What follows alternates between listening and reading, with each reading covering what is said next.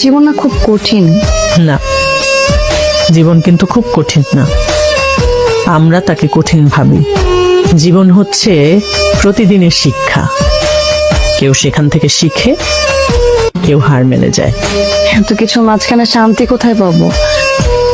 শান্তি তো কোনো জায়গা না, এটা হচ্ছে একটা ফিলিং বা সিদ্ধান্ত বলতে পারো।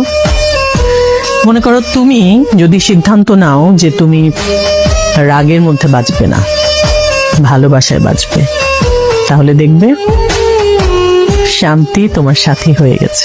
কিন্তু আমি না আপনাকে দেখে খুব অবাক হই। আপনি সবসময় অনেক শান্ত থাকেন, দেখে মনে হয় যে সবকিছু মাঝখানে আপনি শান্তি খোঁজেন।